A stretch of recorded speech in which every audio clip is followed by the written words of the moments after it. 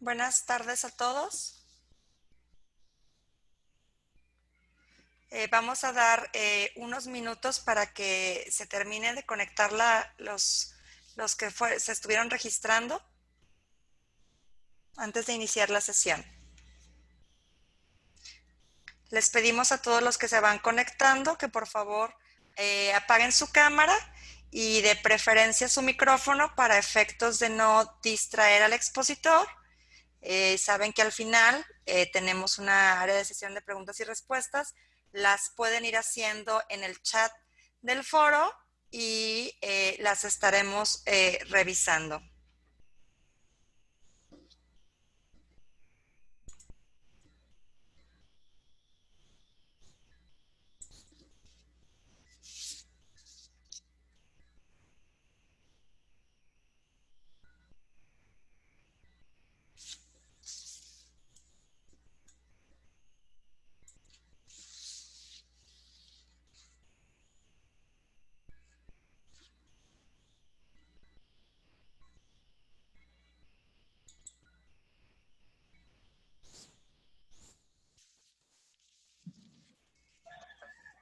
¿Y ahora?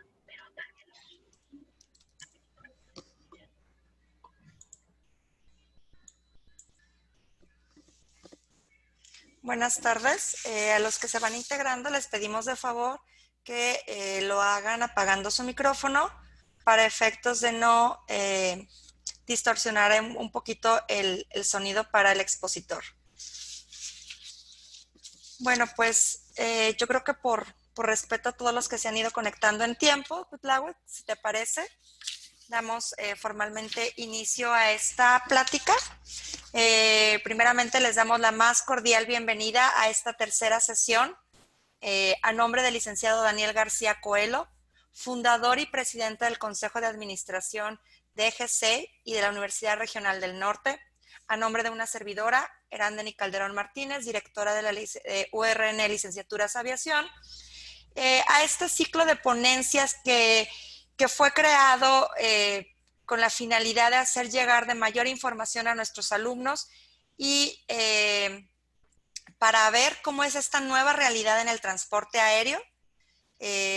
Nuestros alumnos de la licenciatura en Dirección y Administración de Aeropuertos y Negocios Aéreos han estado, les hemos estado haciendo llegar de distinta información para que estén preparados para precisamente esta nueva realidad y quisimos hacerlo extensivo para el público en general. La sesión de hoy estamos muy contentos, tenemos un distinguido expositor, Cuitláhuac Gutiérrez, director general de IATA para México, con un tema muy interesante que es bioseguridad en el transporte aéreo, hoja de ruta para un reinicio seguro y confiable. Y antes de cederle la palabra a nuestro expositor, quisiera leerles o platicarles un poco acerca de la experiencia que tiene Cuitláhuac. Cuitláhuac Gutiérrez es director de IATA para México, que es la International Air Transport Association. Para México cuenta con más de 15 años de experiencia en la industria aérea. Posee una maestría en negocios internacionales de la Universidad La Salle y el ICN Business School de Nancy, Francia. Inició su carrera en la División Comercial de Mexicana de Aviación, llegando a desempeñarse como gerente general de alianzas para posteriormente ingresar a las filas de Grupo Aeroméxico como subdirector de alianzas. En 2012 se trasladó a Holanda para desempeñarse como vicepresidente de operaciones de la alianza SkyTeam, que agrupa a 20 de las aerolíneas más importantes del mundo. A finales de 2014 retorna a México como vicepresidente de Alianzas y Relaciones Internacionales de Grupo Aeroméxico y en 2016 acepta la invitación de IATA como director para México. Con su vasta experiencia en la industria aérea, Gutiérrez es un experto en alianzas estratégicas, asuntos regulatorios, relaciones con gobierno y comerciales. Como director de IATA, ha sido responsable de representar, liderar y servir los intereses de la industria aérea en el país. Pues no queríamos empezar sin antes darte las gracias por tu participación, Cuitláhuac. Nos sentimos muy contentos de tenerte y pues ahora sí el foro es todo tuyo. Bienvenido. Muchísimas gracias y buenas tardes a todos. Primero que nada, gracias por la invitación, a ti, Dani, a la universidad, por la consideración para participar en esta conversación con todos ustedes. El momento que nos encontramos, pues es crítico para la industria y esto no solamente será para nosotros, será para todos, ¿no? Comentábamos tú y yo hace un rato que esta es parte de una nueva normalidad y en particular para la industria, creo que es importante para los alumnos de la licenciatura, para el público y para todos entender hacia dónde vamos, ¿no? Porque esta crisis, esta situación, pues nos ha cambiado la vida, ¿no? Y esto impactará en muchas áreas de la actividad económica de los países. Y bueno, la industria aérea no deja de ser una excepción y hoy día consideramos así, creemos que la industria más golpeada, ¿no? Por esta pandemia. Así que muchas gracias, es un placer, espero la información les sea de utilidad y me reitero a su disposición. Muy bien, si quieres vamos al primer slide.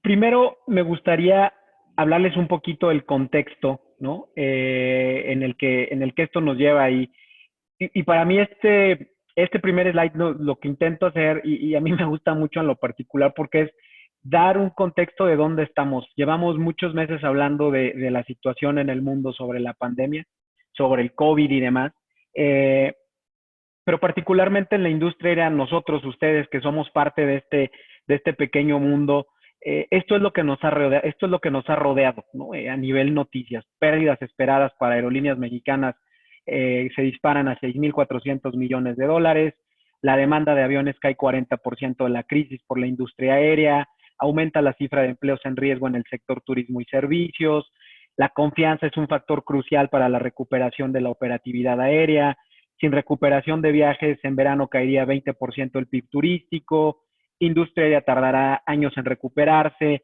Es decir, todo esto es lo que nos ha rodeado durante todos estos últimos meses, 3 meses en particular, que han parecido mucho más largos. Y esto nos ha llevado a actuar en diferentes maneras, desde un principio, desde YATA. Como YATA, como responsable de la oficina para México, desde el primer momento, ¿cuál ha sido nuestro objetivo? Ha sido, como lo decías y lo escribías en la descripción de mi biografía, es liderar y representar los intereses de las aerolíneas en el país y de la industria en general. Esto lo que nos ha puesto a hacer desde un principio es buscar colaboración, buscar apoyos, ver hacia adelante cómo vamos a afrontar esto. Y se dio en diferentes etapas. Una que fue la más crítica en el país. Recordemos que en México llega la ola de la pandemia, estamos retrasados alrededor de entre 4 o 6 semanas con respecto a otras regiones de su punto crítico, ¿no? Por lo que en este momento para nosotros sí es cierto, ¿no? Que también en México se actuó de una manera donde no hubo un cierre de fronteras como tal del país, como sucedió en muchos otros lugares. Esto permitió al país seguir manteniendo una cierta conectividad y para la industria aérea seguir manteniendo este flujo en el tema de liquidez. Liquidez es el factor esencial para las aerolíneas en este momento.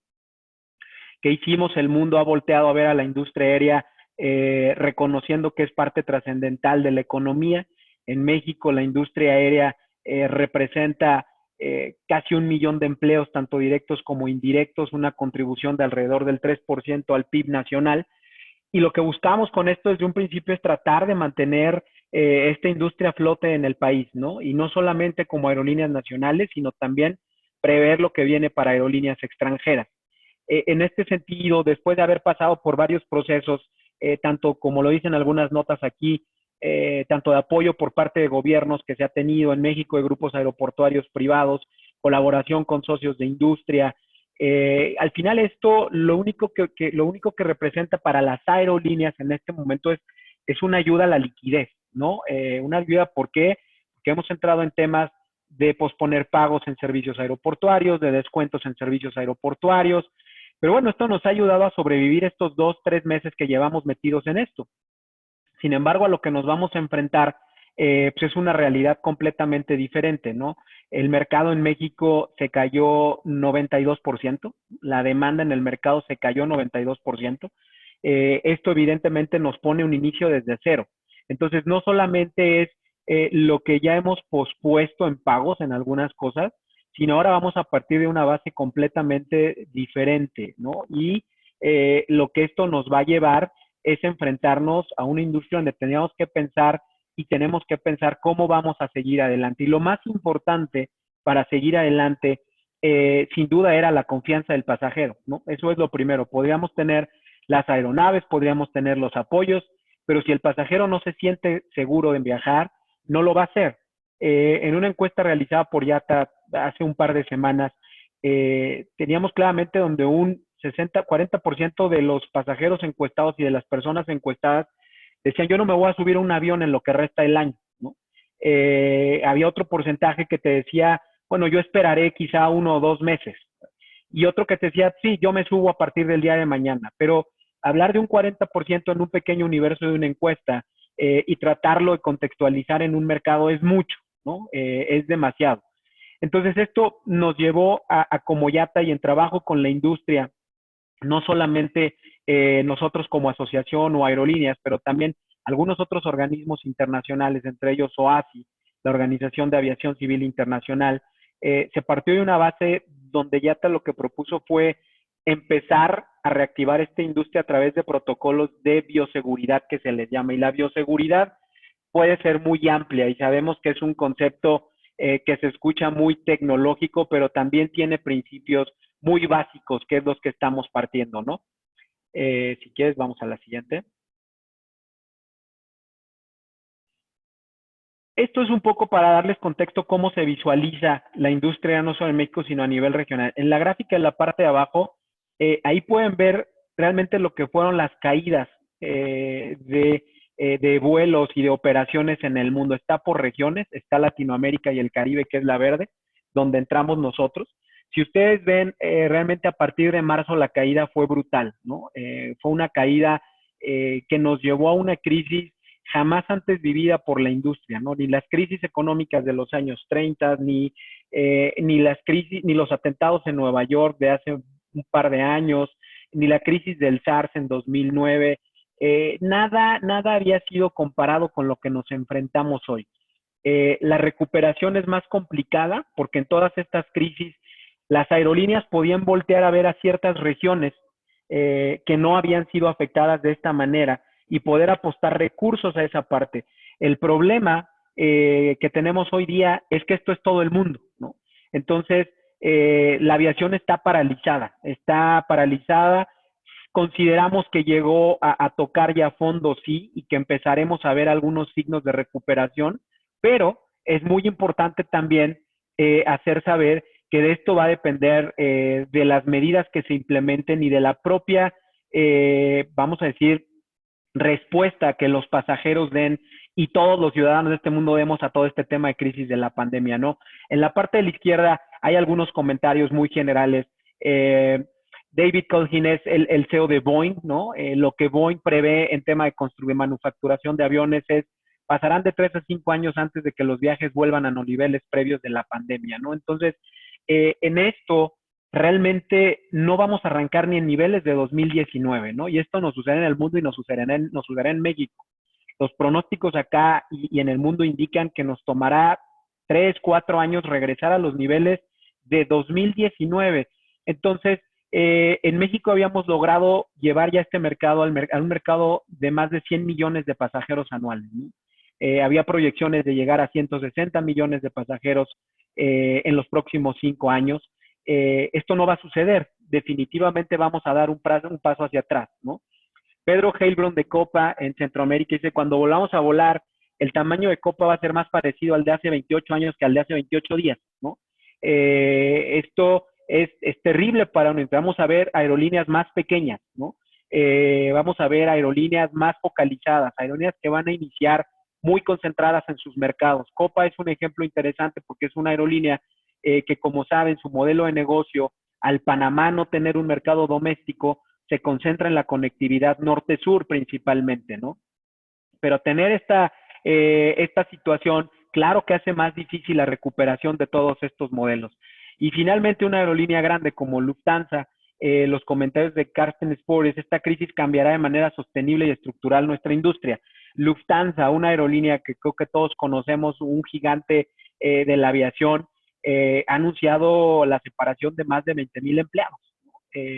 20,000 empleados, para darles una idea, podría ser prácticamente el tamaño de todo Grupo Aeroméxico en México para llevarlo en perspectiva, ¿no? Entonces, esto nos permite ver cuál fue la caída que tuvo el mercado, una drástica caída, la situación a la que nos enfrentamos, la posición de las aerolíneas, la posición de los constructores de aviones y la visión de una aerolínea tan grande como Lufthansa, como puede ser cualquier otra aerolínea, ¿no? Una aerolínea americana, y como punto final para esto, ponérselos en contexto, esta caída representó que en tierra en algún momento tuviéramos poco más de 7,000 aeronaves, 7,500 aeronaves en tierra, lo cual representó otro conflicto para la industria y fue dónde estacionar tantas aeronaves, ¿no?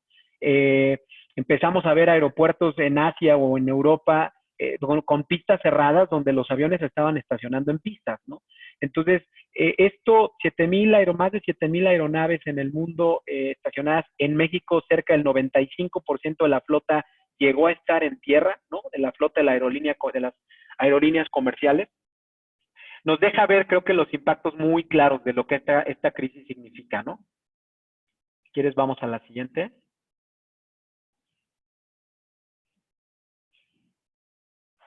¿Qué tenemos adelante? Tenemos un desafío muy importante, ¿no? Y ya tenemos el contexto de lo que nos pasó, ¿no? Ya tenemos el contexto de dónde llegamos. Como les decía, el impacto de lo que esto representó para la aviación mexicana, alrededor de 6,400 millones de dólares en pérdida de ingresos porque el mercado se cayó. Ya sabemos hacia dónde vamos a seguir. Vienen pequeños signos de recuperación. Parte de lo que México tuvo como un hándicap de nuestro lado fue que no perdimos conectividad, ¿no? Que no se cerraron fronteras. Eso, desde la parte operativa de las aerolíneas, es algo positivo, que es la que nos concentramos, y que en su momento se empezó a reaccionar con diferentes protocolos que se empezaron a trabajar. En todo este proceso siempre estuvimos trabajando de la mano con la autoridad, con la Agencia Federal de Aviación Civil. Desde mediados de marzo tuvimos las primeras reuniones para la implementación de protocolos de seguridad y protocolos de revisión ante un no cierre de fronteras que se declaró tenía que reforzarse los elementos de revisión y de seguridad. Estuvimos enfocados en este tema. Estuvimos también enfocados con la Agencia Federal de Aviación Civil en lo que tendría que ver con los colaterales de esta crisis, ¿no? Y qué pasa con la recertificación de aeronaves, con la matriculación de aeronaves, certificaciones técnicas, licencias, permisos, certificados médicos de todo el personal aeronáutico. Estuvimos metidos en procesos donde en colaboración con la autoridad nos permitieron extender vigencias de ciertas licencias y cierto tipo de documentación. Pero para adelante tenemos un desafío, y un desafío que es el más importante. Es reiniciar la aviación de manera segura, principalmente protegiendo la salud, que esto es lo principal dentro de las aerolíneas y al exterior de las aerolíneas. Y asegurando y transmitiendo que la aviación y los aviones no son un vector significativo para la propagación del COVID o de algún otro tipo de enfermedad contagiosa bajo los protocolos que se tienen establecidos. Y el tercero, recobrar la confianza del pasajero, que va a ser lo más importante. En un país como el nuestro, donde las distancias a ciertos destinos son largas, es difícil hacerlas por tierra, pero también hay un cierto perímetro que en algún momento, por razones de seguridad, quizá muchos pasajeros preferirían recorrerlo por tierra, pensando que es más seguro que subirse a un avión, pero es importante señalar, ¿no?, la parte de sanitización de las aeronaves y la tecnología con la que las aeronaves cuentan, lo que hacen realmente un medio prácticamente de cero transmisión a bordo de las aeronaves. Las aeronaves, independientemente de los protocolos sanitarios que las aerolíneas hayan implementado, vayan a implementar, las aeronaves cuentan con filtración de aire de nivel quirúrgico.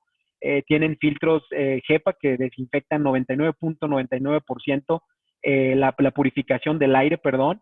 Después, la manera del flujo de aire en las aeronaves al correr por los lados evita un contacto con el aire de frente. Posterior a eso tenemos de frente las barreras de los propios asientos que sirven como una barrera natural. Y sí, tenemos unas filas de asientos donde va uno pegado hacia un lado y otro, pero el principal medio, ahí entra la sanitización por parte de las aerolíneas y bueno, los cuidados a bordo que los propios pasajeros deben llegar a tener, como iremos avanzando en esta presentación.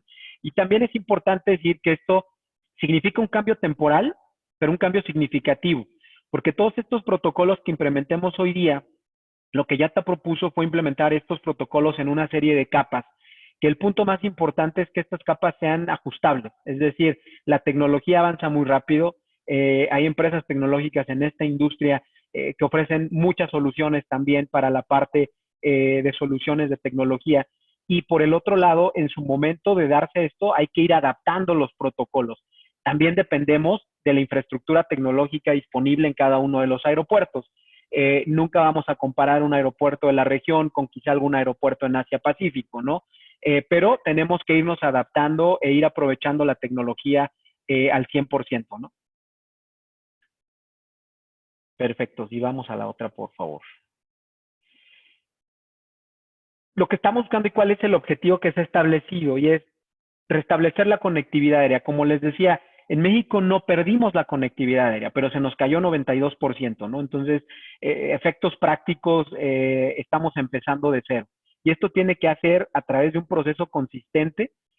¿Por qué consistente? De manera internacional y mutuamente armonizado. Lo que buscamos con todos estos protocolos principalmente es que ningún país invente sus propios protocolos, ¿no? Que ningún país decida inventar su procedimiento, decida inventar su hilo negro, como decimos aquí. La aviación no es exclusiva de un país, ¿no? Lo que buscamos es que estas soluciones permitan que un pasajero que inició su viaje en España o en Alemania o en Italia pueda llegar a México y si conecta a otro destino o se queda en México, pueda mantener el mismo nivel de protocolos que él sepa y que no le hagan cambiar o exigir algo diferente que no tiene en su país, ¿no? Se ha hablado mucho de pruebas, se ha hablado mucho de pasaportes sanitarios, son buenos, sí, pero hoy no existen, hoy no hay un elemento probado ni para la parte de pruebas que sea 100% eficiente, porque esto se tiene que ser en el lugar, eficiente, que sea rápido, ¿no? Porque procesar pruebas para un sinnúmero de pasajeros en un aeropuerto nos puede llevar a una congestión. Y por el otro lado, que realmente haya evidencia científica de lo que se está pidiendo. Por eso estamos estableciendo una serie de bases y de capas básicas inicialmente que puedan ir desagregándose o agregándose dependiendo cómo esto avance, ¿no? Y lo que sí es muy importante es que esto no lo podemos hacer solos. Y el éxito de todos estos protocolos va a depender completamente de la colaboración entre la industria y el gobierno. Esto es vital, esto es básico en todos los países. Hay países que han mostrado muchos avances en colaboración con el gobierno. En México no es la excepción. Tenemos una comunicación constante con el gobierno, pero nos queda mucho tramo por recorrer respecto a esto y hoy día es donde estamos parados, ¿no?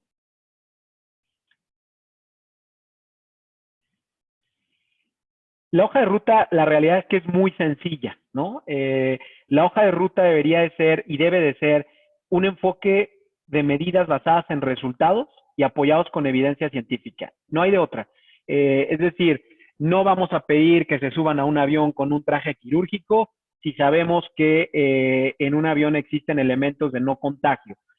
O no vamos a pedir que se utilicen ciertos requerimientos o que algo se pida cuando no tenemos una evidencia científica de que esto puede generar algún tipo de riesgo de contagio o no. Hay riesgos a mitigar, sí, sanitarios completamente. Las medidas son establecer protocolos de bioseguridad y buscar las mejores soluciones.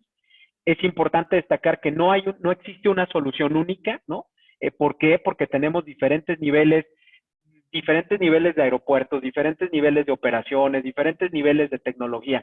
No existe, no hay un plug and play que nos podamos traer de ningún aeropuerto aquí o allá. Tenemos que utilizar lo que es tomar un protocolo base y poder de ahí adaptar las medidas que sean necesarias. hay principios guía que vamos a seguir, ¿no? Lo principal es establecer estas medidas lo antes posible, ¿no? En México, como les decía, empezamos desde marzo en ciertas medidas protocolarias de seguridad. Hoy estamos trabajando en el protocolo de bioseguridad, ¿no? Con la autoridad.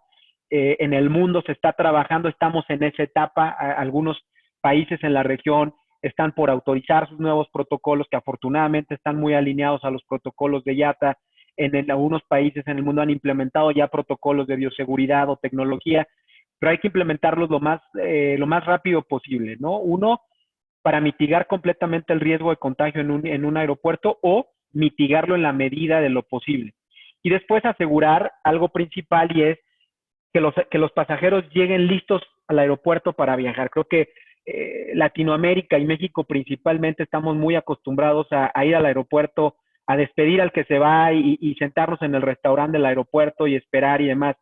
Sí, esto no será lo más recomendable, sí puede tener efectos económicos para la parte comercial de un aeropuerto, pero son elementos con los que tenemos que iniciar. De ahí que no estamos diciendo, pues ya nadie vaya a un aeropuerto a comer, ¿no? Pero sí tenemos que empezar tomando todas las medidas necesarias para poder mitigar cualquier riesgo de contagio. La colaboración, que ya lo había mencionado, las medidas deben de permanecer vigentes hasta que sean requeridas o haya un cambio de estrategia. Como lo comentaba, si esto nos cambia para uno u otro sentido, hay que ajustar. Si se encuentra una vacuna pronto, esto nos cambiará y tendrán que ser otro tipo de cosas. Si no se encuentra y se avanza en tecnología, esto nos cambiará. Por eso hay que tener medidas y ser muy, muy flexibles. Y lo importante también aquí es que todos los involucrados, desde pasajeros, aerolíneas, gobiernos, aeropuertos, deberán permanecer con sus roles y responsabilidades que nos corresponden. Aquí jugamos todos y todos jugamos un papel muy importante. Actualmente hay ya protocolos en algunos aeropuertos en el mundo y en algunas aerolíneas y hemos tenido casos donde el pasajero no quiere usar una mascarilla facial, ¿no? Entonces, esto se va a convertir en una necesidad de hoy, porque ese pasajero pueden entender que no quiera ponerse, pero no es por su seguridad, es por la seguridad de todos, ¿no? Habrán visto fotos por ahí de ya, pues el nuevo look de los sobrecargos. Por el momento quedó atrás este look moderno, ¿no? Que siempre un sobrecargo o una sobrecargo pueden mostrar al subir un avión. Hoy es una protección completa, caretas, mascarillas, protecciones quirúrgicas encima de los uniformes. Entonces, esto hay que seguirlo y creo que estos son los 4 principios que deberíamos estar respetando para entrar en esta nueva etapa de recuperación, ¿no?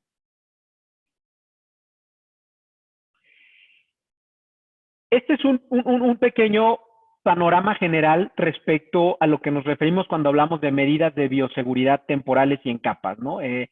Claramente el objetivo es preservar la seguridad y proteger la salud y como lo había evitar la propagación, en este caso el COVID-19, que es la situación que enfrentamos hoy día, ¿no? Pero también esto es una estrategia para mantener un protocolo sanitario que nos pueda ayudar no solo hoy, sino en un futuro donde esperemos sea muy, muy lejano, ¿no? Y no tengamos algo similar, pero mantener una estrategia similar. La estrategia en capas creo que ha funcionado, funciona, es una estrategia probada en muchas otras industrias, particularmente la seguridad, ¿no?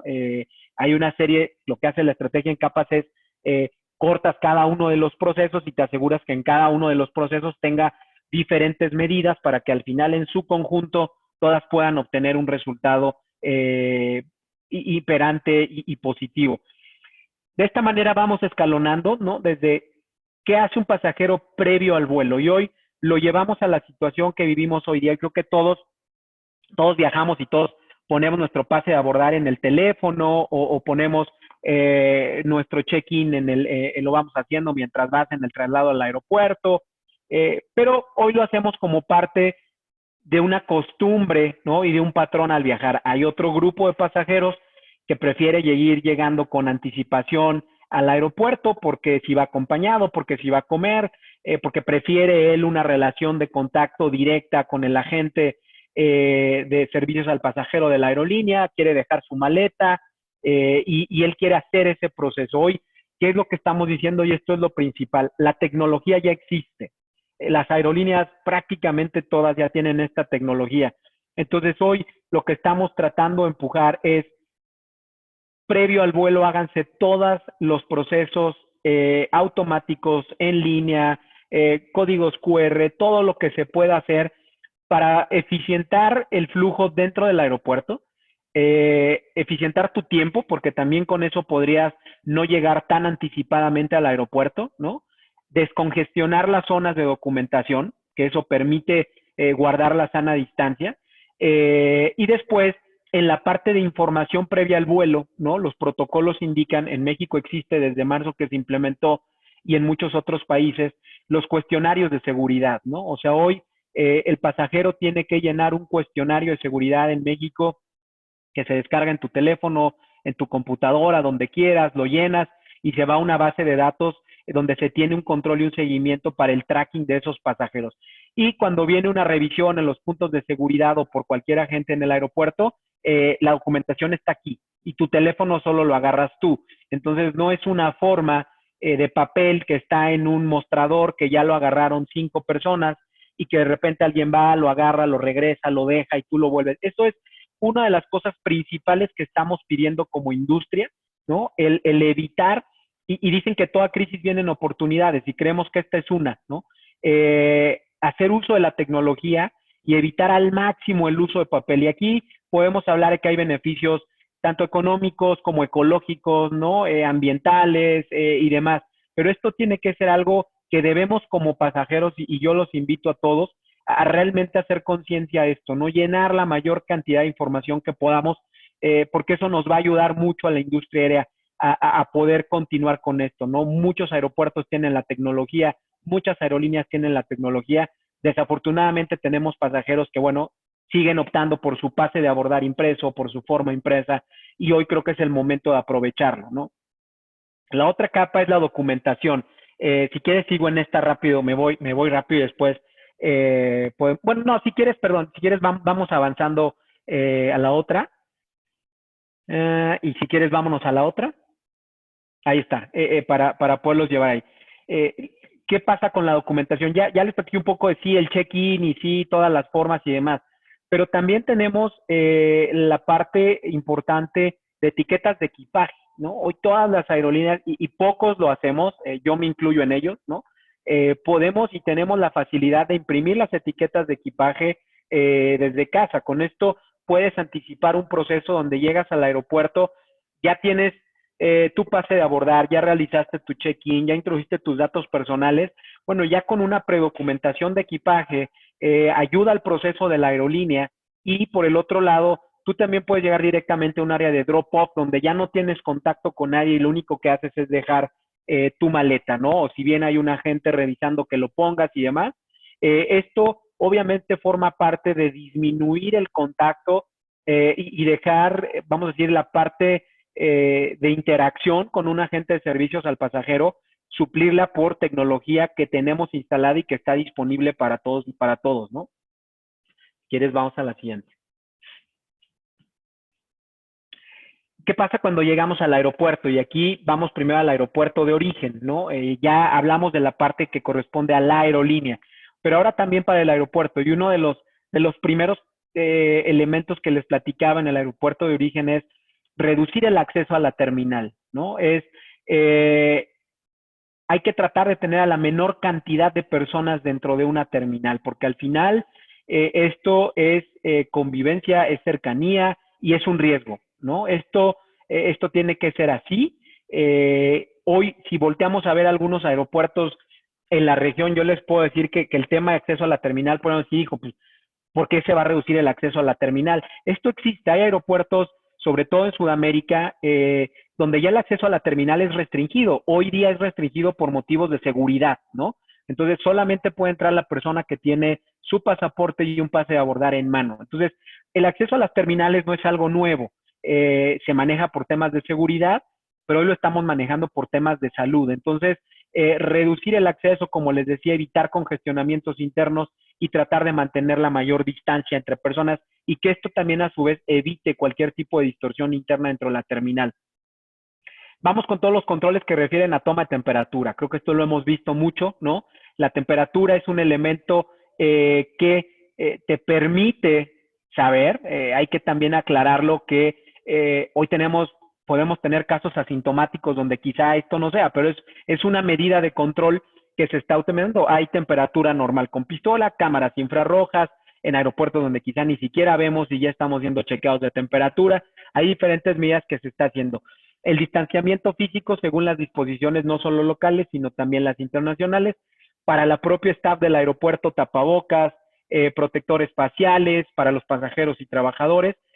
Y la desinfección, que hoy se va a convertir en un punto más importante de aquí en adelante en todas las zonas de los aeropuertos.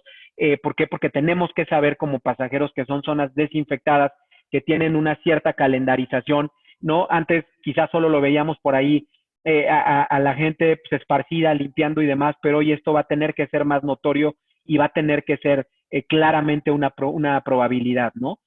¿Qué pasa una vez que tengamos pruebas ya certificadas de COVID o pasaportes electrónicos o de inmunidad? Bueno, podrán ayudar sin duda, pero también será un tema de costo, ¿no? Será un tema quién asume el costo, los aeropuertos, las aerolíneas, el pasajero, también será un tema de decidir. Y una vez que tuviéramos una plataforma común para pasaportes electrónicos de inmunidad, bueno, también es aspiracional y nos podrían cambiar muchas cosas, pero por el momento esto es lo que tenemos y es lo que hay que seguir, ¿no?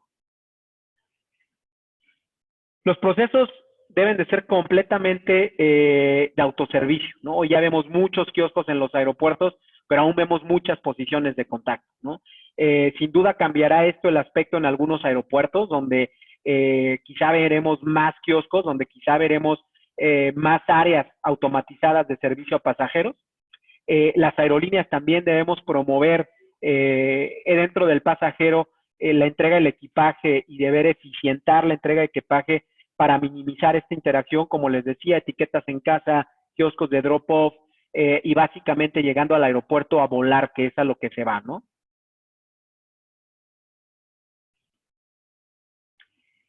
Una vez que pasamos los procesos y en el proceso de check-in y después vamos a pasar yendo en un proceso de filtro, vienen los filtros de seguridad, ¿no? Los filtros de seguridad hoy día en un aeropuerto creo que es donde más gente había, ¿no?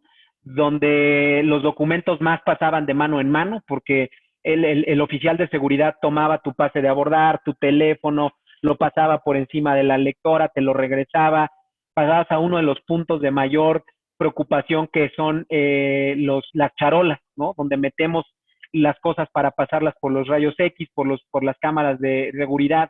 Entonces, pasamos, lo entregamos, lo recogemos. Esto es un punto importante donde hay que establecer, y hoy día está claro, el guardia de seguridad no toma más tu teléfono, no toma más tu pase de abordar, no toma más tu pasaporte. Hay que acercarlo tú personalmente al lector. Por eso es importante tratar de reducir el papel para que la lectura sea a través de los propios medios electrónicos. Las bandas de seguridad y las charolas están siendo sanitizadas constantemente. Claro, una charola, imaginémonos cuántas veces en un día pasa y regresa, pasa y regresa. Es una labor obviamente muy, muy particular. Se estará buscando las mejores maneras de cómo sanitizar, desde limpiados a mano, como puede ser, hasta pistolas de rayos ultravioletas o máquinas de rayos ultravioletas que también puedan ayudar a hacer esto, ¿no? Y el equipaje de mano también tendrá que ser afectado. Tenemos que tener, hoy sí, creo que a nosotros particularmente como pasajeros confundíamos y seguimos confundiendo el equipaje de mano con todo lo que yo pueda llevar cargado, ¿no? Y pues eso no se trata de eso, ¿no? El equipaje de mano es un equipaje de mano, ¿no? Las mujeres tienen una bolsa y un morral, normalmente un hombre viaja con un portafolio o un morral. Hoy día, ¿qué se está haciendo? Que se documente todo, ¿no? Para tratar también a bordo, llegaremos a la parte de a bordo, de la manipulación de las maletas y ya no cabe y la dejo y señorita, páseme mi maleta, señora, le paso su maleta. Todos estos procesos son los que estamos tratando de minimizar. Una vez que pasamos seguridad, vamos a llegar a las zonas de abordaje. Y en las zonas de abordaje hay que establecer claramente también las distancias de abordar. Esto es un reto, y si me regreso un poquito al anterior, Ana, perdón, esto es un reto la parte de abordaje, ¿no? Porque aquí somos totalmente dependientes de la infraestructura del aeropuerto. No es lo mismo Terminal 1 en la Ciudad de México a Terminal 2, ¿no? los espacios pueden ser más grandes y aún así no alcanzan. Entonces, hoy día quizá podamos estar cumpliendo esto de una manera ordenada porque el tráfico se nos cayó, ¿no? Porque el número de pasajeros que estamos teniendo es muy poco. Pero viendo hacia adelante, definitivamente llegará un momento donde nos encontremos en un cuello de botella, pero esperemos a esa manera haber agilizado estos protocolos y tener tecnología instalada que nos permita poder colaborando. Hoy día ya las aerolíneas han estado implementando nuevos protocolos. Un poquito dejamos atrás los de primera clase, suban primero, ¿no? Estos y estos. Hoy día se está haciendo prácticamente un protocolo de abordaje de atrás hacia adelante, ¿no? ¿Para qué? Tratar de acomodar la aeronave del fondo hacia el último pasajero y evitemos un voy a pasar, voy a mover mi equipaje y demás. ¿Qué necesitamos, no? Autoescaneo y biometría. Creo que estos son cosas básicas que existen. Otra vez, la tecnología está ahí. Creo que en los siguientes días tendrán también por ahí a gente de cita, a Uriel, si no me equivoco, y él podrá hablarles mucho de las soluciones de tecnología que están. Esto existe, no es algo que se tenga que inventar y sea todo un desarrollo, ¿no? Ya funciona en otros aeropuertos y tenemos que apoyarnos de la tecnología más que nunca para poder hacer uso de esto y hacer eficiente los procesos de abordaje, por ejemplo, en algunos aeropuertos, sobre todo en Estados Unidos, donde ya se implementó un proceso, se hizo un proceso piloto, donde en todo este proceso que llevamos ahorita, nunca te encuentras a nadie, ¿no? Todo es reconocimiento facial, biometría, y así abordas y así desabordas, y esto tiene que ser de alguna manera, ¿no? Tenemos que ir en ese camino e ir evolucionando a esta parte, ¿no? Claro que tomará tiempo. Ahora sí, por favor. Platicábamos del tema del vuelo, ¿no? Ya estamos abordando, hablábamos de la situación en la cabina, de los filtros del flujo del aire, de los filtros HEPA, por qué es bajo, como lo comentaba, tenemos estas características que minimizan la posibilidad de contagio durante el vuelo, pero también hay otras acciones que las propias aerolíneas están llevando a cabo, ¿no? Protocolo de seguridad y de protección por parte de su tripulación. Aerolíneas están llevando también a cabo los tripulantes. Hoy día son encargados de ciertas secciones de la aeronave, ¿no? Antes teníamos prácticamente mitad y mitad. Hoy día se mantienen en ciertos espacios de la aeronave. Todos los materiales que se dan a bordo llevan una sanitización adicional. Todas las medidas de instrucciones y demás, como eran los famosos panfletos de seguridad que uno los agarraba y los veías. Bueno, hoy vamos a video para que todo sea digital, para que todo se pueda ver y seguir sus propios protocolos que las aerolíneas en un alineamiento muy estándar internacionalmente están siguiendo, ¿no? Tapabocas, toallas desinfectantes y obviamente previo a la salida de cada uno de los vuelos, un proceso de sanitización completo de la cabina, los asientos, la cabina, las alfombras, la parte completa de los baños, de las cocinas, es decir, no solamente con lo que vemos, sino también con un proceso que no vemos, ¿no? Que también es parte de estos procesos de sanitización. Listo, si quieres, a la siguiente, por favor. También, ¿qué pasa? Un punto importante dentro del servicio a bordo. Hoy el propio servicio a bordo ha cambiado, ¿no?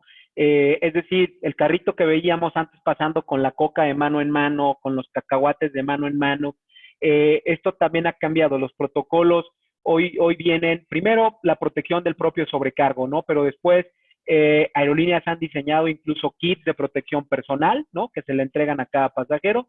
Han diseñado también modelos de servicio a bordo que desde que tú subes hoy, tu charola te la dan una vez y contiene todo, ¿no? Es decir, ya no hay de que te lo cambio, te lo doy, o bien están protegidos, están aislados los vasos, los refrescos y demás. Claro que esto va a ir representando también costos, hay que asociarlo con el tema de costo, pero esto también nos va a cambiar en modelos de protección. Después llegamos al destino, ¿no? Otra vez, la toma de temperatura la volvemos a ver. Es una constante la toma de temperatura, y aquí es importante decir que no solo se trata de la toma de temperatura, tiene que haber personal capacitado. Yo puedo tomar la temperatura y si yo veo que da 37 o 38, 40, pues no voy a saber qué hacer. Por eso es que aquí tiene que haber personal capacitado de salud, ¿no? Normalmente del aeropuerto o de las instituciones de salud, que sepan qué hacer en un caso y seguir los protocolos normales. En vuelo la tripulación tiene protocolos médicos, tiene protocolos de identificación, pero al final al destino entrega a las instituciones de salud, que son las responsables de seguir el protocolo establecido, ¿no? El proceso de reclamo de equipaje, claramente creo que todos hemos visto y esperado hasta 1 o 2 horas para recibir tu maleta, ¿no? Entonces, eso nos genera una congestión en las áreas y en las bahías de entrega de equipaje.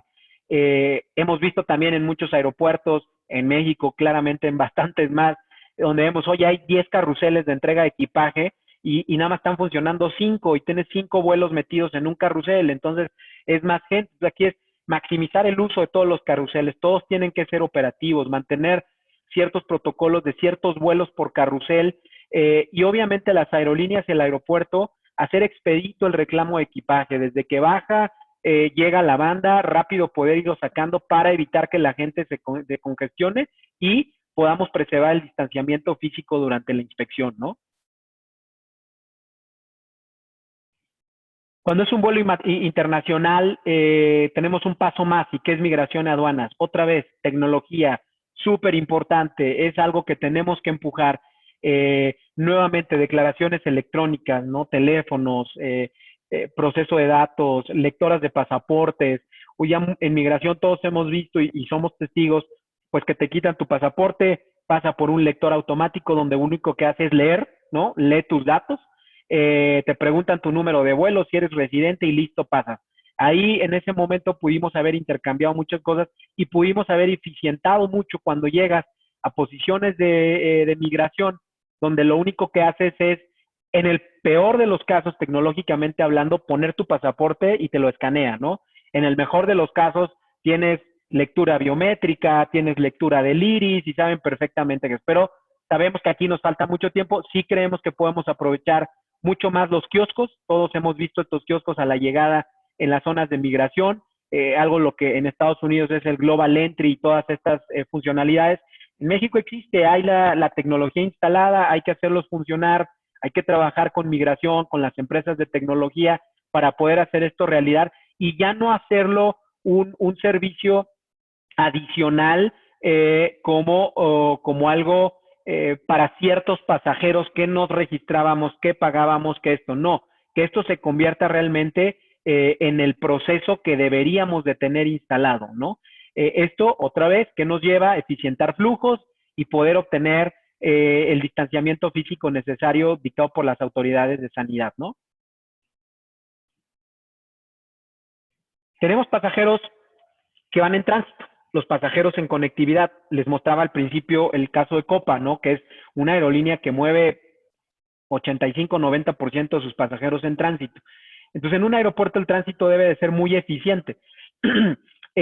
No podemos tener dobles medidas de revisión, no podemos tener dobles chequeos, procesos redundantes, y aquí es donde hay que empujar por un proceso de reconocimiento de equivalencias. Es decir, si yo soy un pasajero que ya salió de un punto de origen en Sudamérica o en Europa, conecto en la Ciudad de México para continuar mi viaje, nunca salgo de la zona estéril. Hay que buscar esos flujos, por tratar de modificar, sí, los layouts de los propios aeropuertos, modificar los flujos para que nos permitan no tener que pasar migración y luego ir por mi equipaje, volverlo a documentar en una pequeña bahía, después subir otra vez y volverme a ir a la sala.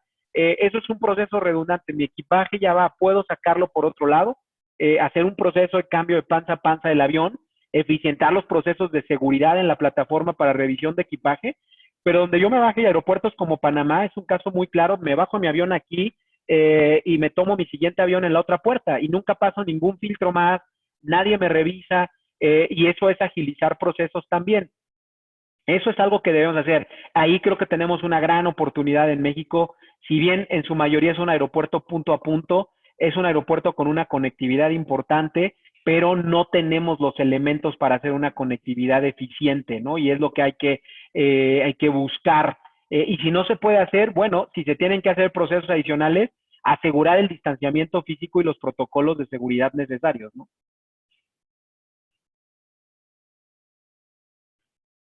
En fin, creo que la conclusión, y es una, dentro de este viaje por las diferentes etapas que pasamos, no hay una medida única. ¿no? No hay una medida única que nos pueda decir la solución es esta y se acabó, no existe.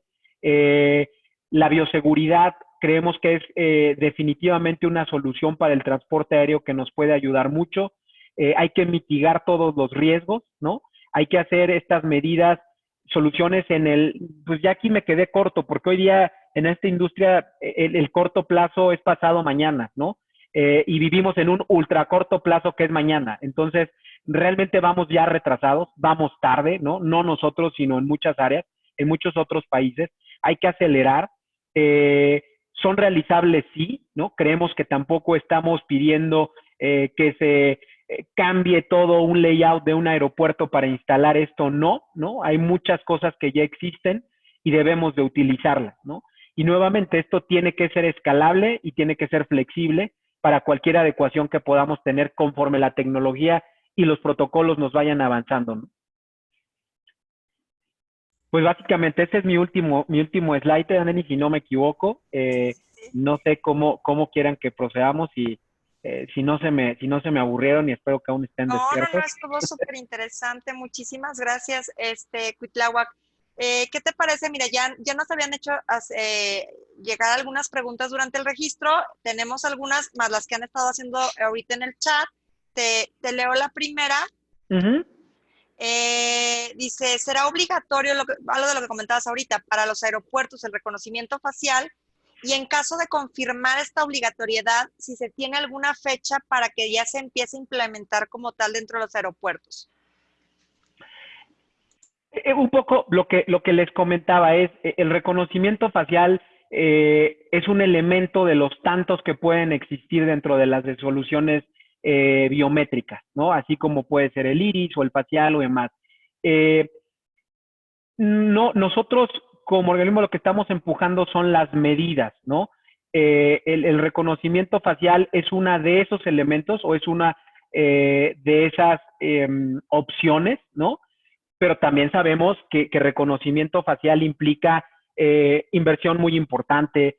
Aquí sí implica cambios en layouts, procesos y demás de los aeropuertos. Creo que hay que empezar donde podamos empezar, ¿no? Hoy día, ¿qué existe en nuestro país y que todos los hemos visto ya?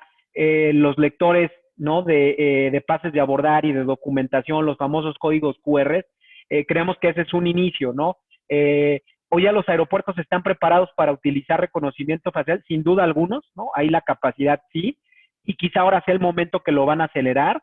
Lo que es un hecho es que aquellos aeropuertos, ¿no? Que avancen y que implementen mayores soluciones tecnológicas, bueno, van a tener un plus con respecto a muchos otros y habrá otros que tendrán que quedarse atrás. Entonces, no es algo que estemos mandando implementar, ¿no? Ni comprar, pero sí caminar por el lado de la bioseguridad en sus diferentes soluciones.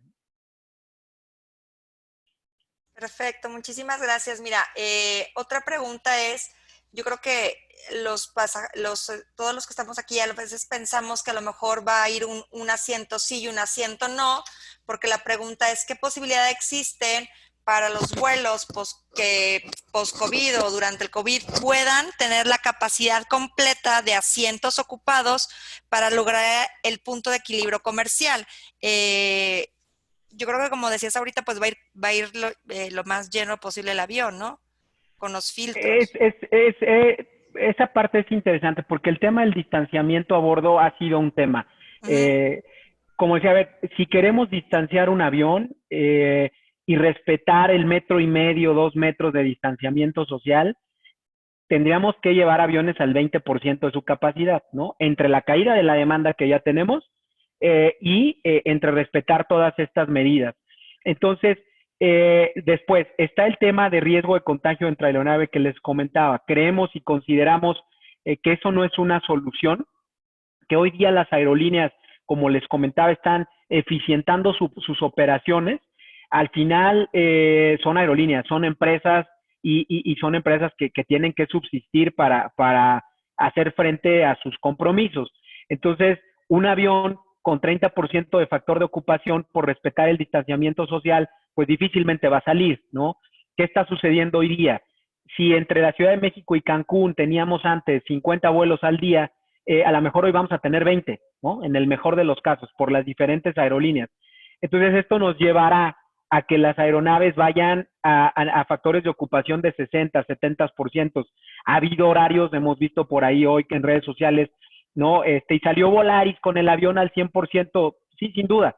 Si tú tienes 3 vuelos, ¿no? Y los 3 vuelos van al 30%, definitivamente te es más fácil sacar un solo vuelo que mandar al cielo 3 aviones, ¿no? Por tema de costo lo puedes saber. Pero otra vez, si el avión va lleno, la aerolínea, los pasajeros respetan los protocolos sanitarios que tenemos y que están implementados, el riesgo de contagio dentro de una aeronave realmente se reduce prácticamente a cero, ¿no?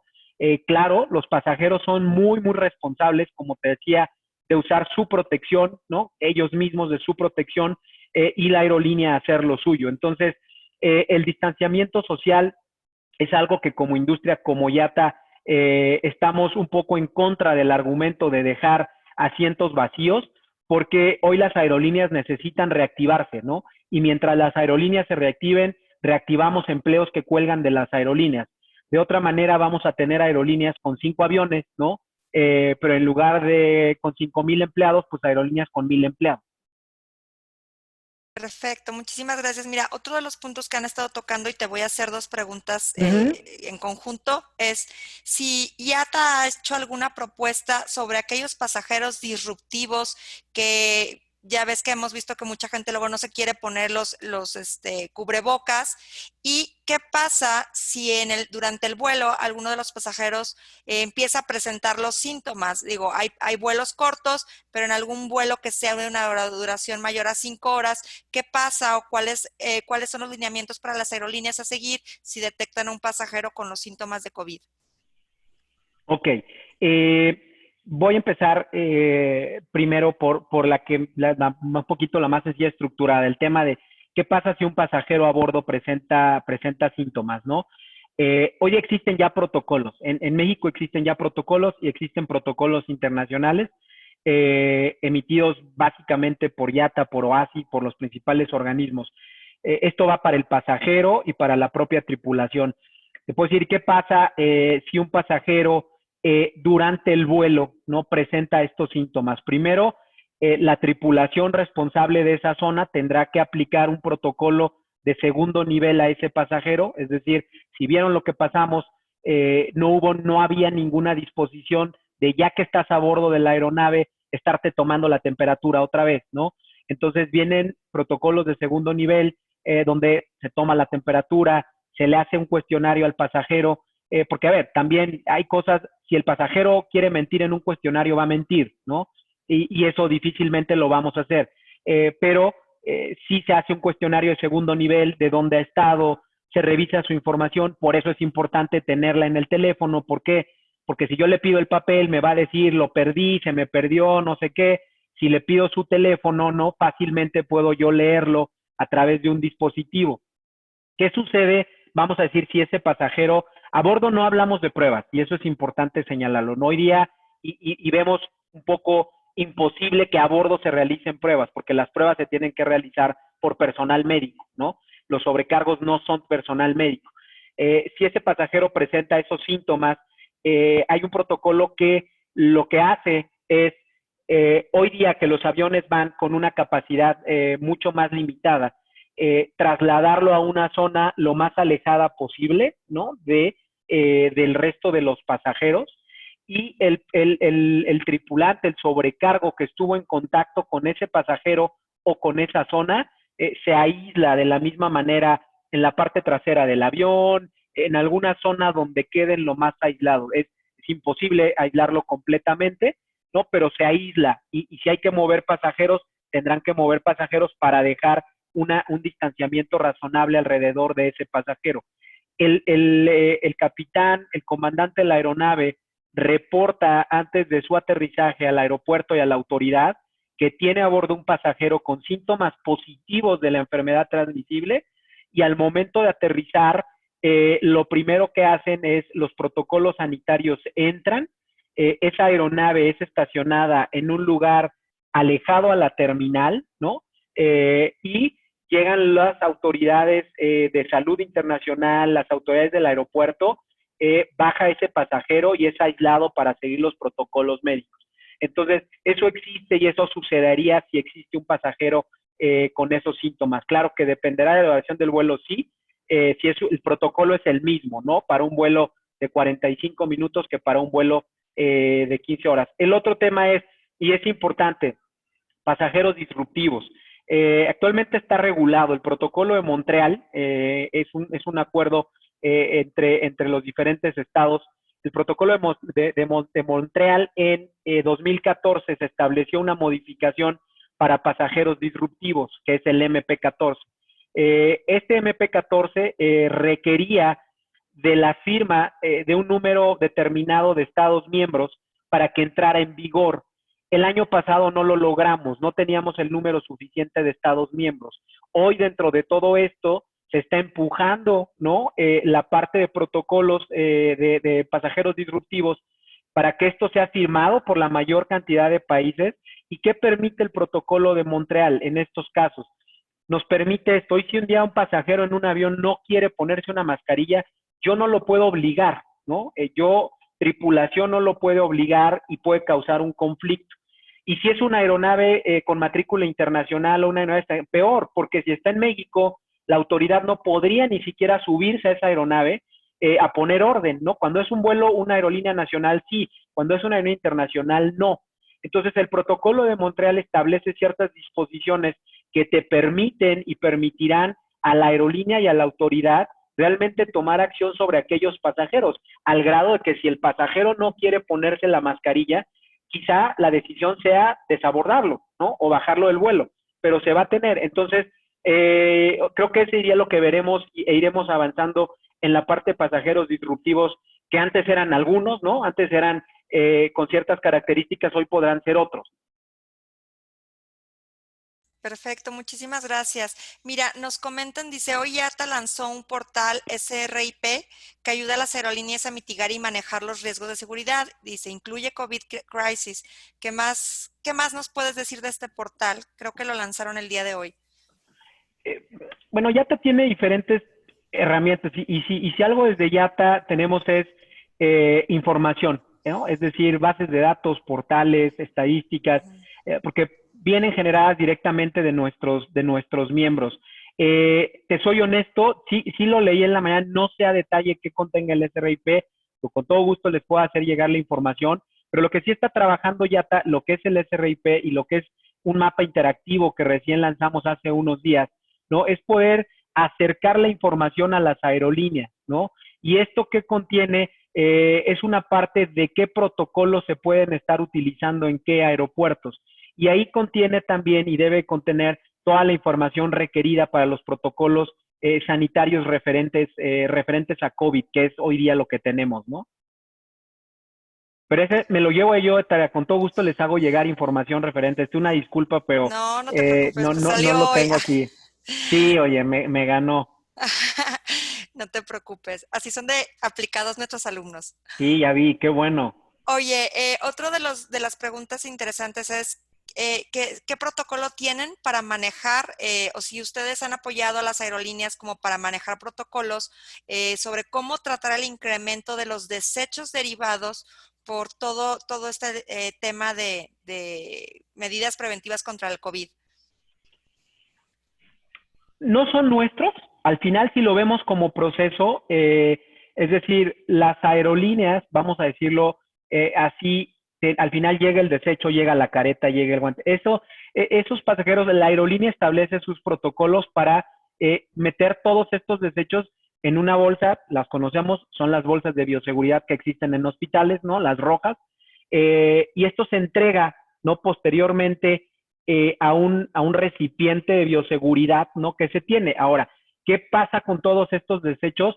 Los protocolos de las aerolíneas hasta hoy día están ahí. Es asegurar que todos estos desechos sigan los protocolos internacionales establecidos para que no se queden en el avión o se queden en un bote de basura en el pasillo. Después de ahí, ¿quién es responsable? Bueno, vienen ya los protocolos sanitarios, ¿no? De los ministerios de salud y de los procesos de los propios aeropuertos. Sin duda, sí, lo que sí te puedo decir que está cubierto dentro de los protocolos de IATA y dentro de los trabajos de OASI, de las recomendaciones del CAR de OASI, es que se extremen precauciones con el manejo de los desechos sanitarios, ¿no? Y aquí vienen, como sabes, diferentes medidas. Pueden ser desechados en contenedores especiales, en tiraderos especiales, pueden ser incinerados, pueden ser manejados de diferentes maneras, ¿no? Entonces, sí tenemos una responsabilidad, sí, y es lo que estamos haciendo, cuidar al máximo cualquier tipo de descontrol sobre este tipo de cosas, ¿no? El propio personal de limpieza de las aeronaves, hoy día al subir, ¿no? Suben con trajes quirúrgicos, con caretas, con demás, con bolsas para la basura, para el papel, para el esto y para los residuos sanitarios. No falta que alguien haya dejado y se haya cambiado la mascarilla y la quiera dejar en el asiento del avión, ¿no? Muchas gracias. Mira, aquí otra pregunta como doble. Me preguntan que cuál es tu perspectiva sobre las líneas aéreas mexicanas ante esta crisis que inicia, cómo podrán irse reponiendo o cuánto tiempo es la perspectiva para esta pues vuelta a la normalidad. Mira, me voy a regresar y estaba viendo, porque estaba viendo para no dejarlos con la respuesta de la plataforma, y aquí la estoy viendo. La habrán visto ustedes, pero básicamente, ¿qué es esta plataforma? Y es un poco, me voy a regresar rápido para tratar de Sí, no te responder eso. preocupes. Esta plataforma lo que hace y lo que estamos buscando es conectar a la industria, conectar a las aerolíneas, a los aeropuertos, a los proveedores de servicios a la navegación, a las autoridades, en base a qué, a lo que les comentaba. Es decir, te pongo un ejemplo práctico. Hace unos días me buscaron de Xiamen Airlines, ¿no? Una aerolínea china que querían volar a México por un vuelo de humanitario. Todos estos vuelos que están trayendo o personas o carga, pero no sabían cuáles eran los requisitos para la operación en México durante esta pandemia. Entonces, eso es el SRIP de alguna manera.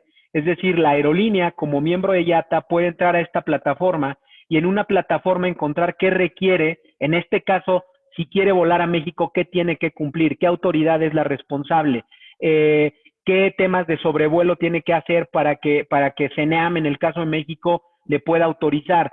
Esto es un poco lo que busca esta plataforma. Hoy día existían plataformas en la industria que contenían cierta información, pero más información relacionada a los requerimientos de viaje, ¿no? Si necesitaba visa, si podía viajar en conexión y demás. SRIP hoy lo que busca es poner todo lo que hoy día a causa de esta pandemia tiene que saber una aerolínea, una autoridad. Slots, operaciones, requerimientos de viaje, ¿no? Bla, bla, bla, bla. Un poco es lo que hace SRIP eso, porque es real, te digo, este caso, esta aerolínea china es real, fue así. Antier fue una aerolínea taiwanesa, ¿no? Que también tenía preguntas, y ese es un poco el propósito, crear una plataforma de colaboración que en su mayoría es actualizada por IATA al recibir toda esta información, ponerla toda junta y que esto esté al acceso de todos, ¿no? Básicamente eso es SRIP, ¿no? Oye, yo creo que esto que está haciendo IATA es súper interesante porque lo tienes pues al día y es la misma información, es uniforme, así que no hay como que a mí me dijeron esto, a mí me dijeron otro. Entonces, que lo que tiene que ver mucho con la internacionalidad en el sector aeronáutico, ¿no? Que manejemos todos la misma información para que no haya errores o que no se genere información que no debe de ser, ¿no?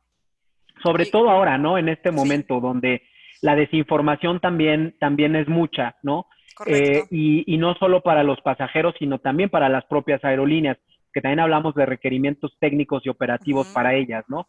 Entonces, Sí, sí, sí. creemos que ese es un valor muy importante que YATA puede traer a la industria, ¿no? No, pues importantísimo, ¿no? Yo creo que es fundamental la comunicación. Muy bien, entonces volviendo a la pregunta que te Uh -huh. decía sobre la perspectiva que tienes sobre las líneas aéreas mexicanas ante esta crisis económica y en qué tiempo crees que se puede restablecer, digo, ya habíamos hablado de 3, 4 años, pero como tú ves el mercado en México en especial. Mi amigo tiene una particularidad, afortunadamente, el mercado doméstico nunca se detuvo, ¿no? E incluso parte del internacional. Es decir, para bien de las aerolíneas, por así decirlo, el no cierre de fronteras benefició mucho el poder seguir fluyendo este mercado. Entonces, estamos partiendo quizá no de cero, ¿no? De 0.5, por ahí así, pero bueno, estamos en un nivel un poquito más arriba que algunos otros países de la región que hoy todavía están sufriendo y están padeciendo con los cierres de fronteras que están teniendo y no hay fechas claras para el levantamiento. Ahora, hablando de las aerolíneas mexicanas, es complicada la situación para todas. La industria aérea siempre es vista, por un lado, glamuroso ver un avión de este tamaño y primera clase y demás, pero la realidad es que es una aerolínea, es una industria donde las aerolíneas son sumamente frágiles y los márgenes de rentabilidad son muy, muy bajos, ¿no? Difícilmente yo creo que recuerdo alguna aerolínea que haya hecho alguna rentabilidad a doble dígito, ¿no? Es decir, se mantienen en niveles muy bajos. Ahora, viendo México, México ya venían sufriendo las aerolíneas, no de hoy, de antes. Ya veníamos sufriendo primero antes con los precios del petróleo, después con las propias crisis económicas, el tema de las devaluaciones que tenemos. Para nuestras aerolíneas una gran parte de sus ingresos son en pesos, pero muchos costos importantes como el arrendamiento de aeronaves son en dólares. Entonces se crea una descompensación muy importante. Entonces no es que hayan entrado bien a esta crisis y esta crisis las va a poner mal, no, entraron mal, entraron respirando, ¿no? Venían en un proceso, creo que de recuperación, ¿no? Pero hoy regresaron a terapia intensiva y a terapia intensiva crítica, ¿no? Ahora, tenemos diferentes situaciones. Tenemos hoy día aerolíneas regional pequeñas, 50, 160 como Aeromar, enfocada en rutas muy nicho, ¿no? Que les llamamos de mediana a baja densidad. Tenemos aerolíneas de ultra bajo costo como Volaris, enfocadas en alta demanda, en densidad, así están sus aviones. Esa es su estrategia. Tenemos aerolíneas de bajo costo como Viva, enfocadas en mercados, sobre todo, vamos a decir, leisure, familiares, donde puedas subir, volar y demás, que tienes otra estructura. Aerolíneas Hub and Spoke como Aeroméxico, que la tienes armada con conexión mundial, internacional, la aerolínea bandera de México. Entonces, traemos diferentes mercados, es un mercado muy grande, ¿no? Que tiene diferentes características. Interjet, otra vez, viviendo en un punto entre un low cost y una aerolínea de conectividad, un poco yendo arriba y hacia abajo, quien ya entró a esta crisis con muchas cosas atrás, ¿no? Esto obviamente empeora su situación y la ha empeorado. Y hacia adelante, pues ahora lo que vamos a tener es que a todas las pusieron en la misma línea de salida, ¿no? ¿Cuál va a estar mejor? Bueno, quién haya reaccionado, cuáles hayan sido los planes estratégicos de cada una de ellas. Complicado sí, la realidad es que sí creemos que no vamos a ver a los mismos jugadores en el mercado, no solo en México, sino en el mundo y en la región. Ya aerolíneas en el mundo se han declarado en quiebra por esta situación. Casos muy sonados en la región de aerolíneas grandes, como ha sido LATAM, Avianca, que han decidido una estrategia ya de recuperación clara. Y en México, bueno, en México es complicada la situación para todas. No me atrevería a decir si es mejor para una o es peor para otra, pero sí están en una situación todas muy delgadas. Por eso es importante este reinicio, ¿no? Por eso es importante obtener apoyos en la medida de lo posible por parte de los gobiernos, de los estados, y por eso es importante echar a andar esta maquinaria con todas las precauciones a la brevedad para poder empezar a mover esto, porque pues recordemos que de esto no solo en la industria aérea es el turismo, ¿no? Y es hoteles, es servicios, son destinos turísticos que en México son muy, muy importantes para la economía, ¿no? Muchas gracias. De hecho, en un video que hizo IATA precisamente de Support Aviation, hablaba mucho de los 65 millones de trabajos indirectos que genera la industria aérea, ¿no? Es algo muy grande a nivel internacional, o sea, a nivel global, todo lo que se mueve desde la industria aérea. Otra pregunta, nos comentan, dice, ¿cómo afectará la suspensión de la regla de slots, la fase de recuperación de las aerolíneas post-COVID? La regla de slots en México es interesante porque desde hace muchos años, ante la saturación del aeropuerto de la Ciudad de México, ya empezamos una labor muy, muy, muy intensa con el aeropuerto de la Ciudad de México para adaptar sus procedimientos a lo que ya llamamos el WSG, que es el Worldwide Slot Guideline. Estas guías emitidas por IATA y la comunidad de aerolíneas y adoptadas por los aeropuertos más importantes del mundo, tienen una regla, vamos a decir, clara. Hay reglas de cumplimiento, ¿no? En puntualidad, 85-15, y una regla clara de lo usas o lo dejas, no hay más. Es decir, el slot no es tuyo, se pide por temporada, evalúo tu cumplimiento, si los cumpliste lo tienes para la próxima temporada y si no te lo quito y te tienes que ir a la cola. Dentro de las cosas que al principio de esta crisis logramos nosotros hablar con AFAC y hay que reconocer el apoyo de la autoridad de AFAC en este caso para tener waivers a las reglamentaciones de slot, ¿no? Sabíamos que estábamos entrando en una situación muy complicada, que era difícil para las aerolíneas hacer una planeación y mucho más difícil hacer un cumplimiento cuando la demanda se cayó y las operaciones prácticamente se suspendieron, ¿no?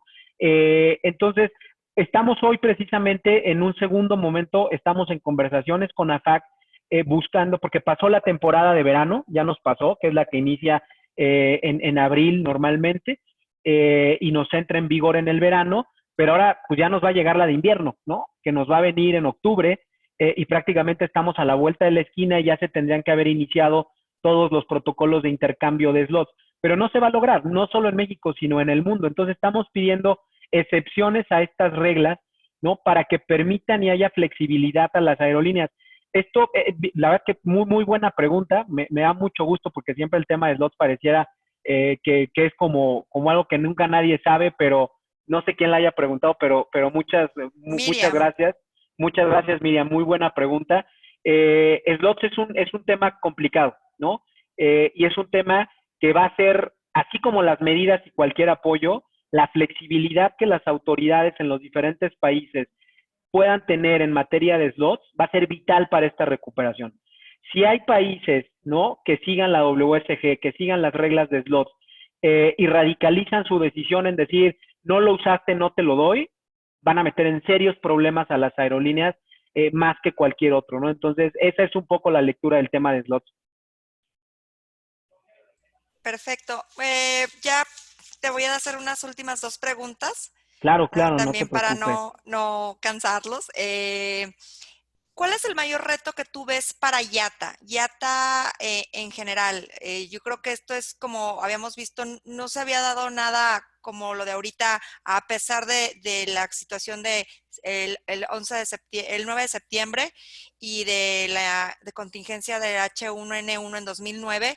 Pero yo creo que esto es totalmente diferente a lo que habíamos estado viviendo porque pues no sabemos cuándo. No hay una certeza de cuándo vamos a establecer. Yo creo que esta es una nueva normalidad que ya nos va a tocar vivir o sea, a un largo plazo, por así decirlo, 2, 3 años o 1 año y medio al menos. Entonces, ¿cuál es el mayor reto que enfrenta IATA? Otra muy buena pregunta. La realidad es que creo que IATA como organización está en un momento clave. Creo que esta situación vino a poner a prueba, ¿no? Realmente la capacidad de IATA como organización y de todos los que colaboramos en IATA como parte de esta organización.